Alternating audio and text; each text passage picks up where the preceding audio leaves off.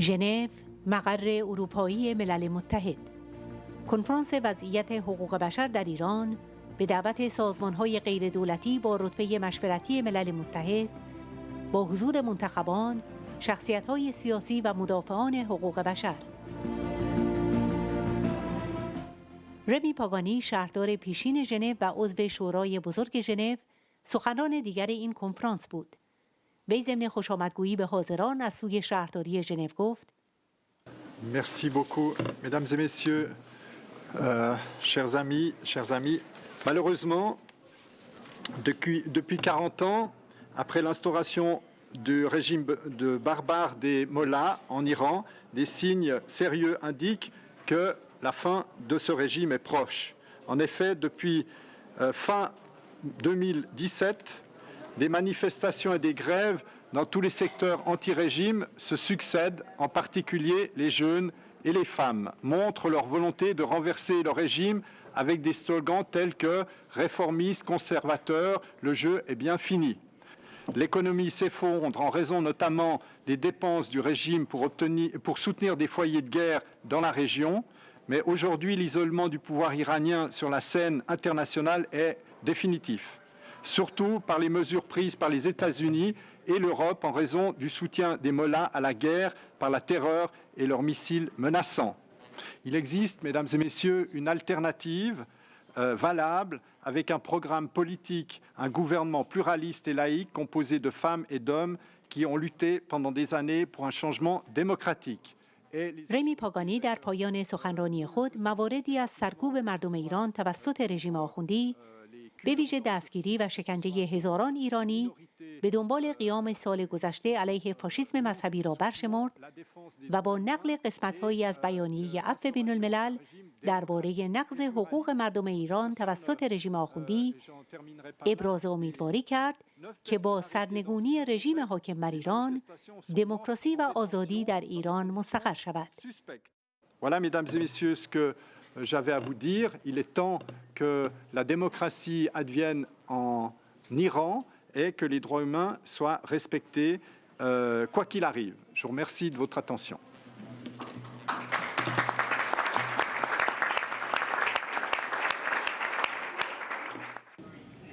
طاهر بومدراس، سخنران دیگر کنفرانس ژنو به منظور بررسی وضعیت حقوق بشر در حاکمیت آخوندی بود.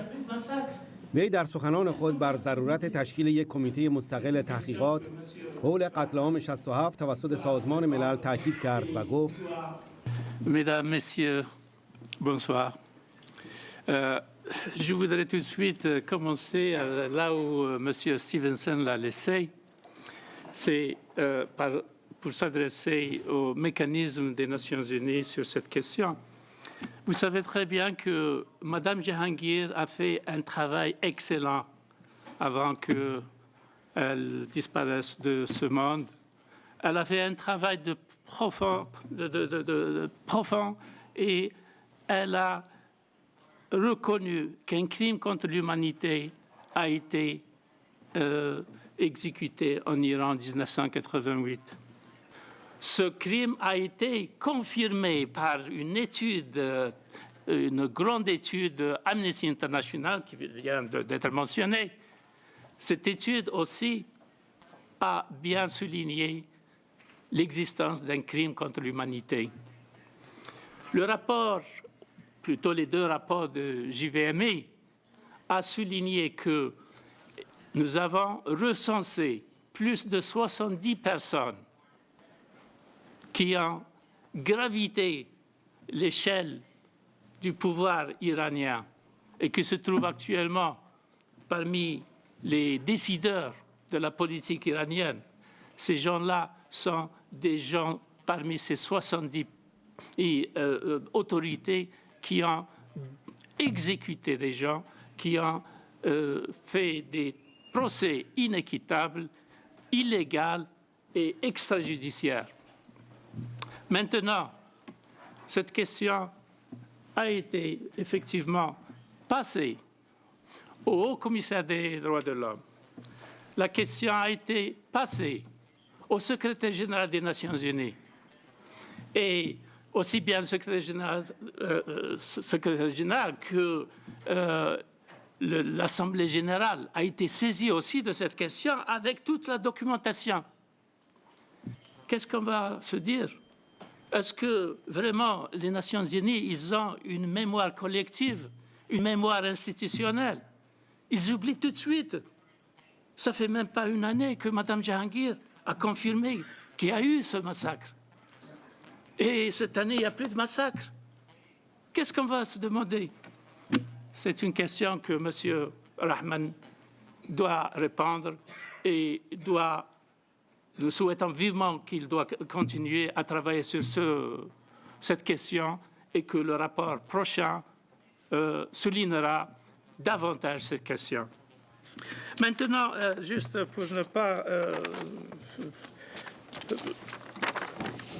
ne pas monopoliser le temps, parce que je dois terminer tout de suite, je voudrais simplement dire que aussi bien les Nations Unies que l'Union européenne, si on ne prend pas des actions décisives vis-à-vis les massacres qui ont été commis en Iran, ça veut dire qu'on encourage le régime iranien d'aller plus loin et de continuer ces massacres. Et l'exemple, c'est que le dernier attentat ici, là à Paris, le 30 juin passé, parce que si on continue à oublier, à fermer les yeux sur les comportements de ce régime, c'est ce qui se passe. Maintenant, on a commencé avec le terrorisme dans le Moyen-Orient. Maintenant, on l'exporte en Europe et à Paris et ailleurs, d'ailleurs. طاهر بومدرا سپس با محکوم کردن سیاست مماشات با فاشیسم مذهبی حاکم بر ایران که به بهای چشم بستن بر جنایات رژیم از جمله قتل عام 67 در ازای معاملات تجاری با رژیم صورت می‌گیرد، خواستار تشکیل هرچه سریعتر کمیته تحقیق پیرامون قتل عام 67 شد و افزود: Je voudrais aussi, au nom des familles de victimes et en mon nom personnel, je voudrais faire appel à M. Rahman qu'il doit aussi nous joindre dans l'appel pour la constitution d'une commission d'enquête onusienne indépendante. On ne peut pas toujours, après 30 ans, attendre de l'Iran qu'il fasse une enquête indépendante. Nous le savons très bien, c'est impossible. Donc, nous voulons que le rapporteur spécial nous joigne pour demander cette commission indépendante et que les crimes qui se sont passés en 1988 soient suivis, quoi. Et je vous remercie de votre attention.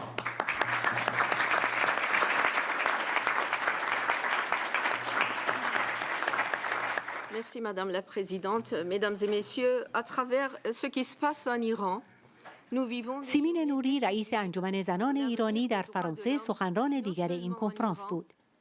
وی در سخنان خود وجوهی از زن ستیزی رژیم آخوندی و سرکوب وحشیانه زنان تحت نام اسلام را بازگو کرد. وی در سخنان خود با اشاره به گماردن آخوند جلاد رئیسی در رأس قضاییه رژیم توسط خامنه‌ای گفت: Une nouvelle preuve de la persistance de ce pouvoir dictatorial vient d'être montrée par le régime lui-même en nommant un criminel de masse notoire au poste du chef du pouvoir judiciaire. Ebrahim Raisi était l'un des 4 membres de la commission de la mort qui a mis en exécution la fatwa de Khomeini ordonnant l'anéantissement de tous les prisonniers politiques appartenant à son opposition principale, les Moudjahidines du peuple d'Iran. Au cours de ces 4 décennies, nous avons assisté à une stratégie délibérée de la répression constante des femmes et la dégradation de leur statut social au nom de l'islam, alors que ces pratiques barbares n'ont rien à voir avec l'esprit de la foi musulmane. سیمین نوری با اشاره به نتیجه سرکوب وحشیانه زنان توسط رژیم آخوندی، از جمله رکورد بالاترین شمار اعدام زنان در جهان، شامل هزاران زن زندانی سیاسی، زنان و دختران نوجوان مجاهد که عمدتاً در جریان قتل عام 1988 در زندانهای رژیم اعدام شدند، اعدام 87 زن از زمان روی کار آمدن آخوند روحانی و بالاترین رقم خودکشی زنان در خاورمیانه، به نقش زنان در قیام سراسری مردم ایران علیه رژیم آخوندی پرداخت و گفت: Les Iraniennes se sont élevées à plusieurs reprises contre les violations de leurs droits les plus élémentaires au cours de ces 4 décennies. Elles ont résisté à une répression systématique et quotidienne par tous les moyens à leur disposition. Mais aujourd'hui, leur lutte et leur résistance s'inscrivent dans le cadre d'une révolte populaire généralisée aux dimensions et à la durée sans précédente, commencée il y a plus de 14 mois et qui continue à ébranler les fondements de la tyrannie religieuse du Guide suprême, empêtrée dans de nombreuses crises internes, régionales et internationales. Il est plus que jamais urgent de soutenir moralement, politiquement et juridiquement le combat des Iraniennes et des Iraniens. D'autant plus que nous avons en face de nous un régime affaibli par les conséquences de ses propres politiques et pratiques, notamment la corruption, le recours au terrorisme et une politique de déstabilisation dans la région.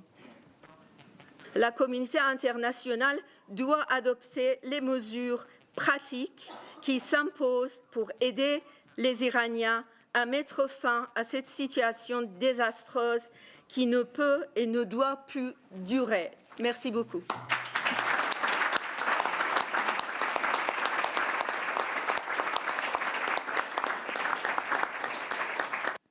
در پایان این کنفرانس شماری از اعضای خانواده‌های شهیدان و قربانیان قتل عام 67 و همچنین حاضران نمونه‌هایی از مشاهدات خود از جنایت‌های رژیم در حق بستگان خود را بازگو کردند.